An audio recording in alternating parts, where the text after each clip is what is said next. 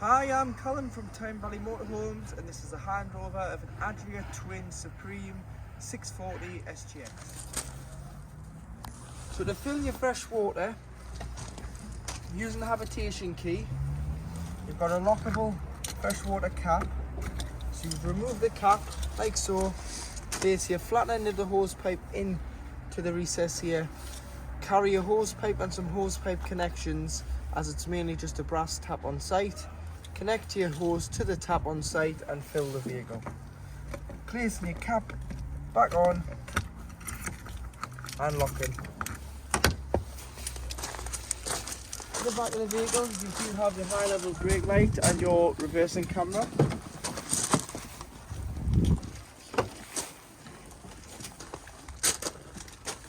Along with your storage in the garage area.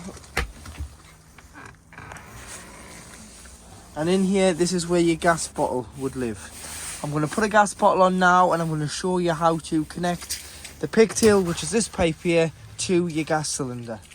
So to connect the pigtail to the gas bottle, you need to thread the bayonet fitting onto the bottle. So it's left to tighten, right to loosen. So you just hand tighten it to start off with. So left hand thread, hand tighten,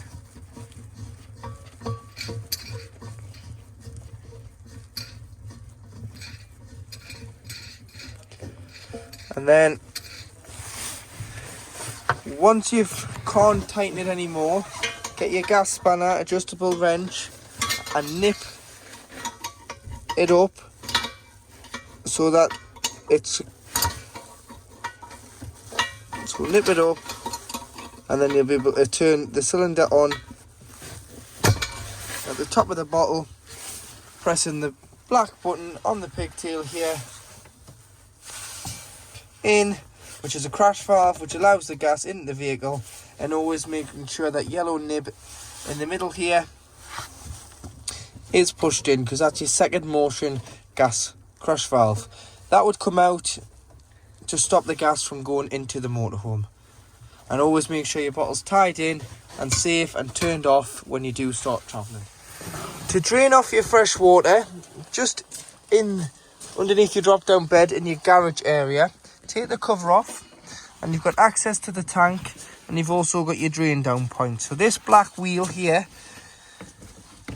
if you open it by turning it to the front of the vehicle,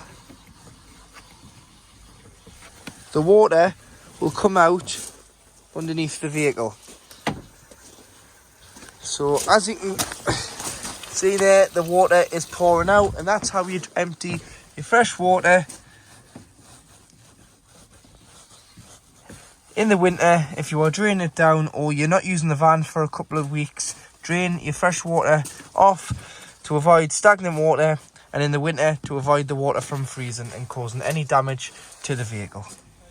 So to operate your toilet, using the habitation key, you can unlock the locker door, push both catches in, release the door, and then to get the cassette out, you need to lift the blue clip, slide the cassette out of the vehicle.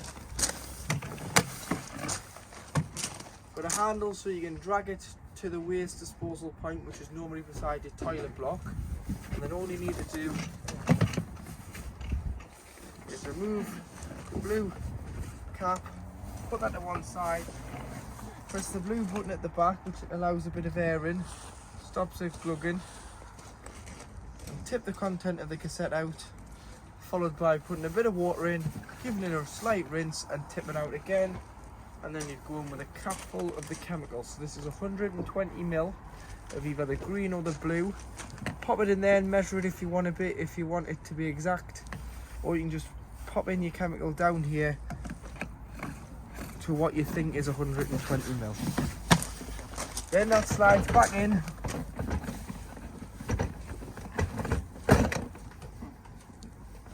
like so, and you've also got your wastewater outlet. So I've showed you how to drain off your fresh. To drain off your waste, which is your dirty water, you do have a spout just here, so you drive over the grid on your site on the way out, Then you want to deposit that in there, but you need to open your cassette locker, because this is where the valve key is to open the valve. So pop that in there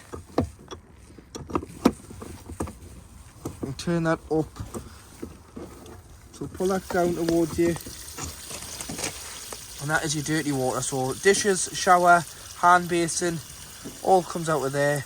There's no real reason for you to drive around with wastewater, because there's no use for it. It's dirty. Get rid of it on your site, and it'll mean you're better on payload and better on fuel. Make sure it's fully drained off in the winter to avoid it freezing like your fresh water.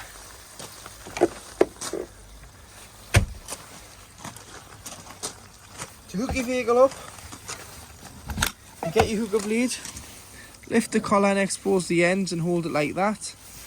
Lift the flap on the van, hooking the motorhome up first, and then the power point on your site, and doing it in reverse order when unhooking to avoid walking around with a live lead. Here at the passenger door, using the main ignition key, you've got a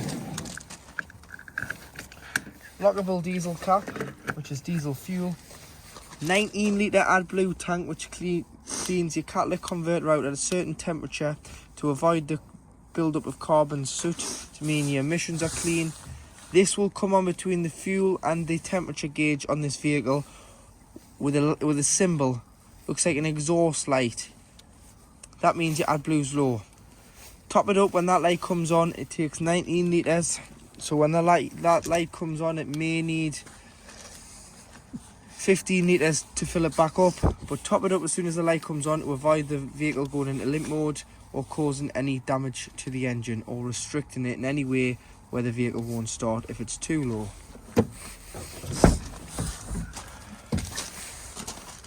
Tyre pressure, so 5.5 bar, which is 79.5 psi in the tyre size there. This here, if you are parking it up over the winter and you don't want a 12 volt power drain, you can turn it to off. That'll stop all the systems working on 12 volt within the vehicle, including the control panel. But always make sure that's turned on when you want to use the vehicle. Underneath the seat here is the location of your leisure batteries and your main battery fuses here. Underneath this compartment in the floor is where your engine battery lives. So it's not underneath the bonnet, it's underneath the floor. So if you ever need to replenish the battery in years to come, it comes out underneath the floor. And your bonnet releases on the side of the dashboard.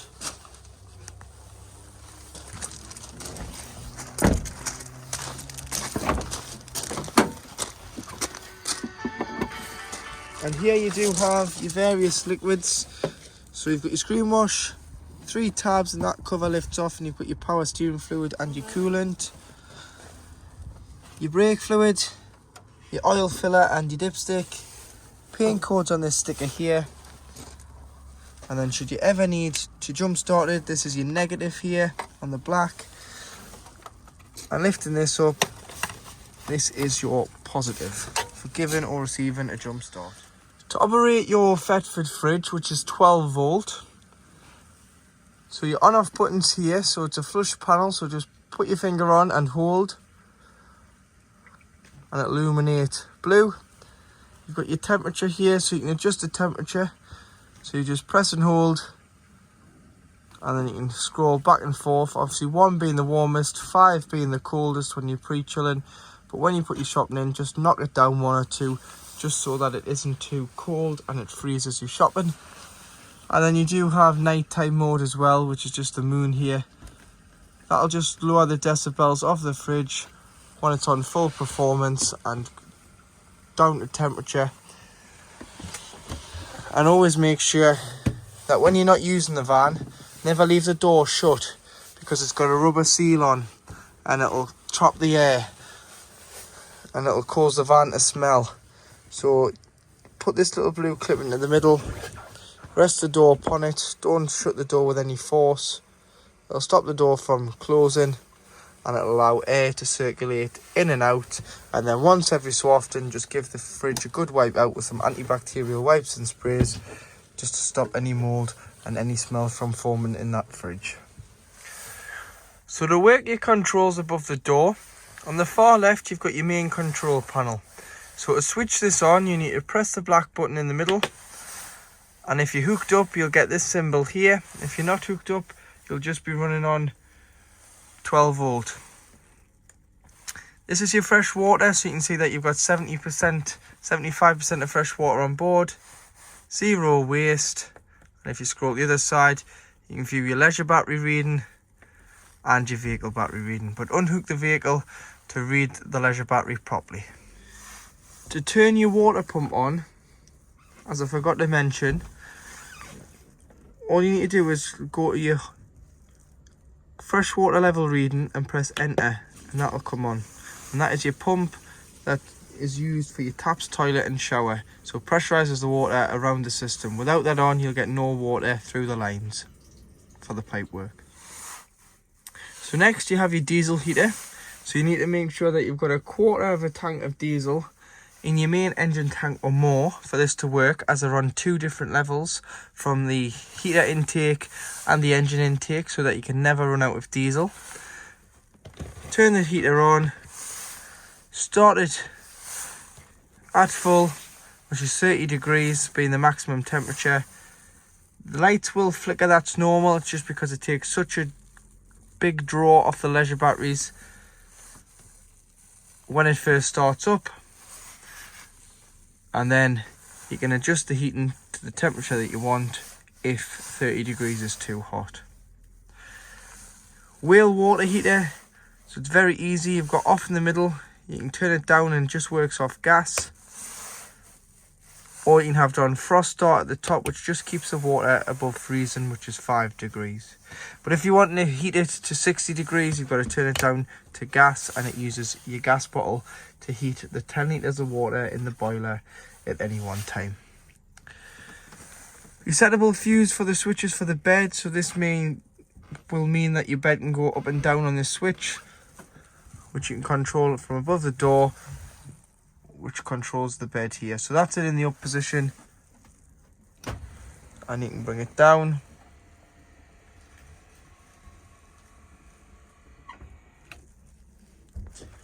into the lowest position as well. Make sure you take your pillows off, but then you can pop your bed back up, and if the switch ever doesn't work, you just press the resettable fuse and you'll be able to reset that. In the kitchen, you've got 2 gas burners, so making sure your gas is on. You've got ignition here, so you can set them away. So you've got 2 gas burners. Make sure that they're turned off and that they're cool enough before you do put the glass lids down, otherwise you can shatter the glass lid.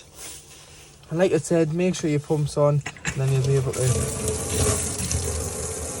turn on your hot and your cold water tap. And that water is up to temperature there.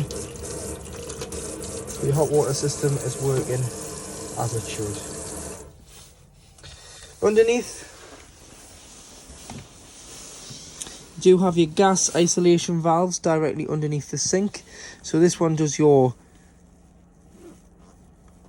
oven and this one does your hob. So make sure that if there's any problems with gas, you turn the bottle off to be safe. These are mainly for when the vehicle is annually serviced.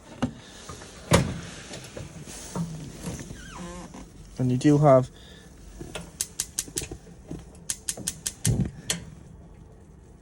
your oven and your grill at the back. So there's your oven, and there's your grill. Lights for the oven and grills just here.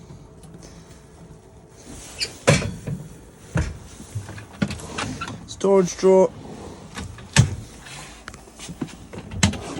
more storage, and some more storage with your built-in cutlery tray. Above you'll find a 240 volt socket,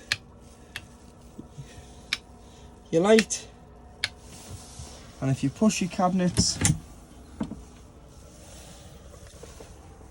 and then if you push it to close.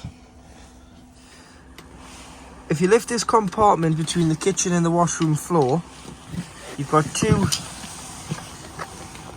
drain taps.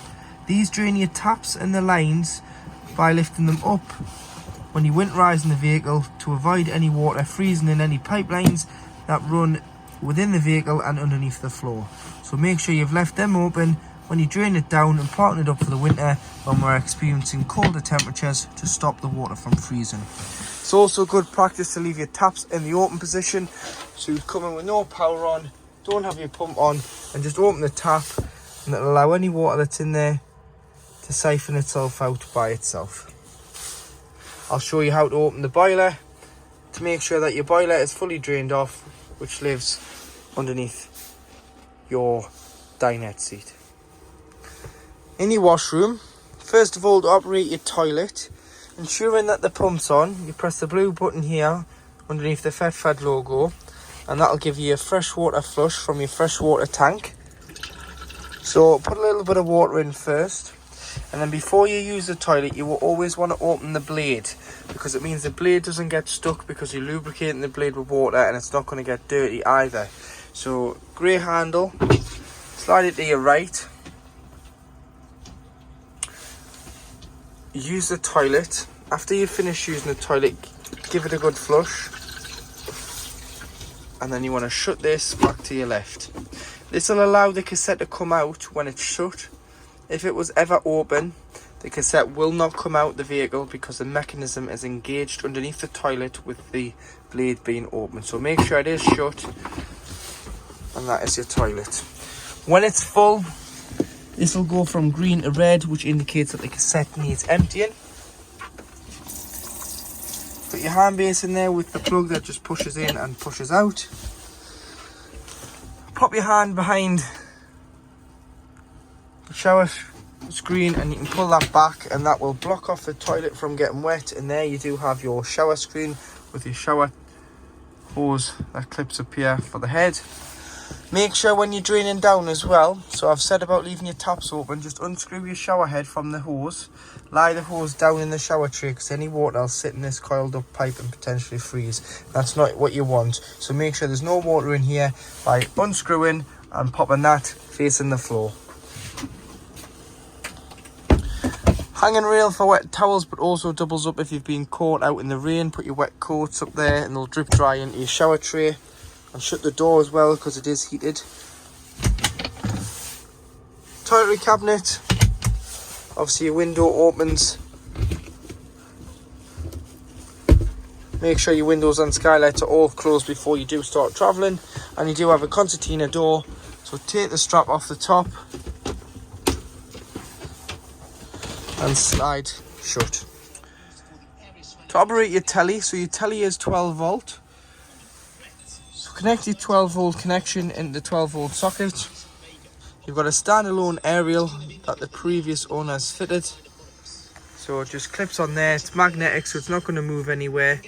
Clips onto the frame of the seat, and it gets a very good signal for one of these aerials. So you've got stacks of channels here. But you will have to retune the TV every time you move because it'll pick up different channels. So to do that, click on menu. Go down to settings, channels, auto tuning, all,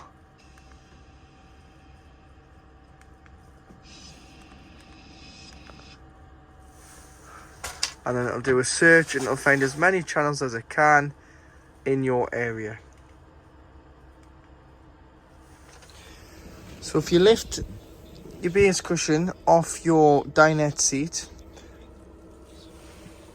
underneath is where you'll find your trips. So if you've tripped the vehicle out on mains electric, try here before you do try your main site. And then if you just lift this little cover here, so lift this out, this wooden board, or lift it up, this yellow tap just here is your drain down for your boiler. So your wheel boiler holds 10 litres of water, which is normally hot when you're using the van. You've got the hot water system button on above the habitation door, which I've showed you. In the winter, that water will be really cold, and when we're experiencing colder temperatures, it could potentially freeze. So you need to get rid of it and not have the water in the boiler. So to do that, all you need to do is pop your hand down and turn it to face the sliding door, and that'll drain off all water inside the boiler. To close it, you'd have it facing the cab, but to drain it off, face it towards the door, leave all the taps open, drain your waste off, drain your fresh, and then when you're ready to reuse it, shut all your taps. So shut this tap, shut your lines underneath here, shut your taps, close your freshwater tank via the grey lever on top of the tank, close your waste and fill the vehicle with cold water. Once you've got it filled with water, come in, put your control panel on and put your pump on and open the tap on the cold. You'll get a pressurised flow of cold water. Once you start to go around to the hot, it'll start to cough and splutter like there's no water there. What you've got to do is you've got to allow it to fill from the freshwater tank. You've got to fill the boiler up, which it's doing when you've got the hot open, and it'll cough and splutter until you get a pressurised flow of water. Once you get a free flow of water from the hot side, your system is filled with water and primed and ready for the season. But please drain them down in the winter to avoid the water from freezing and causing any damage to your boiler, because your boiler isn't covered under warranty with frost damage. So frost damage isn't covered on your warranty, because it's your responsibility to drain the vehicle down. So please make sure it is drained down.